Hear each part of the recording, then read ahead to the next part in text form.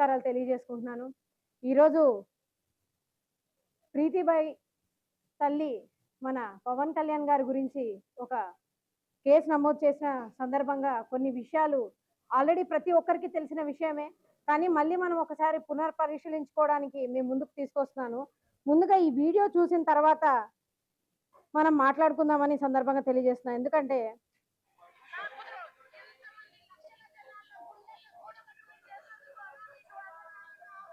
ఈ కొండారెడ్డి బుర్జు సాక్షిగా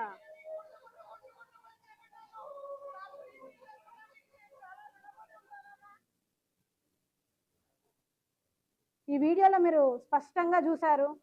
ఈరోజు ఏ నాయకుడైతే న్యాయం చేయలేదు, ఏ నాయకుడైతే నాకు మోసం చేశాడు అని చెప్పి ఆమె కేసు పెట్టిందో, ఆ నాయకుడు ఆ ప్రీతిబాయి తల్లికి, పార్వతి గారికి న్యాయం కోసం ఒక ఆడపిల్ల పచ్చలారని చిన్న పాపకి ఒక స్కూల్లో జరిగిన సంఘటన గొంతెత్తి నిలబడి మాట్లాడినటువంటి వ్యక్తి మా అధినేత పవన్ కళ్యాణ్ గారు, నేడు డిప్యూటీ సీఎం పవన్ కళ్యాణ్ గారు. ఆ తల్లిని ఒక చెల్లిగా, అక్కగా భావించి ఈ తల్లికి జరిగిన అన్యాయం ఎవరికి జరగకూడదని ఇదే కర్నూలు గడ్డ మీద, ఇదే కొండారెడ్డి బుర్జు మీద లక్షల మందికి, కోట్ల మందికి ఎక్కడి నుంచో తెలంగాణ, తమిళనాడు రాష్ట్రం దాటి, దేశం దాటి కూడా ఆ కవాతుకి వచ్చి ఆమెకు మద్దతు పలికిన తర్వాతే ఆమెకి న్యాయం చేయడం అనేది మొదలుపెట్టింది. ఈరోజు ఏ ప్రభుత్వం వలలో అయితే ఆనాడు జరిగినటువంటి పరిస్థితిలో ప్రభుత్వం వాళ్ళ వలలో అయితే పడి ఈరోజు ఇలాంటి మాటలు మాట్లాడుతున్నారో, ఆవిడే ఈ సిబిఐకి సంబంధించినటువంటి కేసు విషయంలో కూడా ఈ ఒక వీడియోనే కాదు, ఆవిడ మళ్ళీ వీడియోకి కూడా ఒక ఇవ్వడం జరిగింది. ఇది బోగస్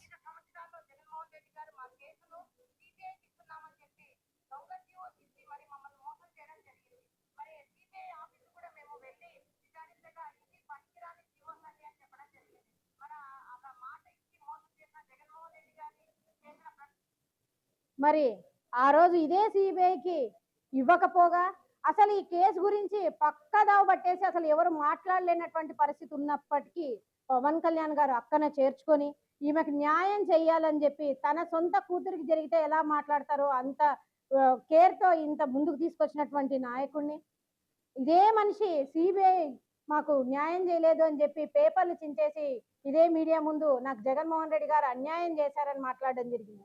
ఆనాడు పవన్ కళ్యాణ్ గారు మాట్లాడితేనే ఈ రోజు ఆమెకు వచ్చే ఆ ఎస్సీ ఎస్టీ అల్ట్రాసిటీకి సంబంధించినటువంటి ఏదైతే లబ్ధి తీసుకున్నారో అవి కూడా ఆ నాయకుడు గట్టిగా మాట్లాడి ముందుకు చేస్తేనే ఈరోజు ఆ ముందుకు తీసుకురావడం జరిగింది. కానీ అవన్నీ జరిగిపోయిన తర్వాత మళ్ళీ ప్రభుత్వం వచ్చిన తర్వాత కూడా ఆమెను పిలిపించి మాట్లాడి ఈ రోజు ప్రతి నాయకుడు వచ్చిన దగ్గర పోయి బయట నిలబడి మమ్మల్ని దొబ్బేశారన్నా, నేను కృతజ్ఞత ఇదే కుంటికాలతో నేను వెళ్ళానని చెప్పినటువంటి ఆమె ప్రభుత్వం వచ్చిన తర్వాత ఇదే పవన్ కళ్యాణ్ గారు పిలిపించి హోమ్ మినిస్టర్ గారి దగ్గరికి ఎంత దర్జాగా తీసుకెళ్లి, అమ్మ కూర్చొని నీ పిల్లకి జరిగినటువంటి న్యాయాన్ని నాకెలా అయితే వివరించి చెప్పావో హోంశాఖకి చెప్పు, కూటమి ప్రభుత్వం ఎప్పుడు మహిళల రక్షణ కోసం ఉంటుంది, ఎప్పుడు కూడా మహిళలు రక్షించడానికి కూటమి ప్రభుత్వం ముందుంటుందని చెప్పి మా హోంశాఖ మంత్రికి ఇవ్వడం జరిగింది. ఆ రోజు స్పష్టంగా మీకు ఇన్ఫర్మేషన్ ఇవ్వడము, ఆమె ఒక ప్రత్యేక కమిటీ వేయడం కూడా జరిగింది.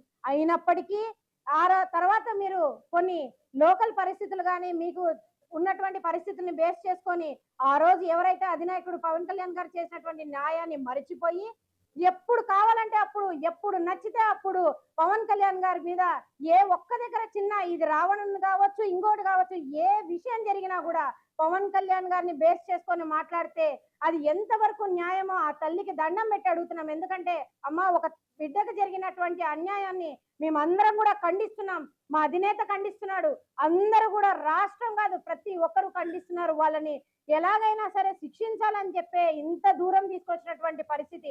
కానీ నీకు న్యాయం చేసి కడుపులో పెట్టుకొని ఆ పాపకు న్యాయం చేయాలని చెప్పినటువంటి అధినేతపై ఈ రోజు మీరు కేసు పెట్టారంటే మీకు ఎంతవరకు మనస్సాక్షి ఆలోచిస్తుందో ఒక్కసారి ఆలోచించండి. గతానికి వెళ్ళి ఒక్కసారి మీరు పరిశీలించుకోండి. ఇదే అధినేత మీకు అక్కను చేర్చుకొని మాట్లాడిన రోజులు మీరు మర్చిపోతున్నారా? ఏదో వాళ్ళు వీళ్ళు చెప్పినటువంటి కల్లబొల్లి మాటలకి ఈరోజు ఒక రావణుని కేసు అయితేనేముంది, ఇంకో కేసు అయితే ఉంది. ప్రతి క్షణం ఏ విషయం వచ్చినా కూడా పవన్ కళ్యాణ్ గారిని మాత్రమే ఫోకస్ చేసి మాట్లాడడం అనేది కరెక్ట్ కాదమ్మా.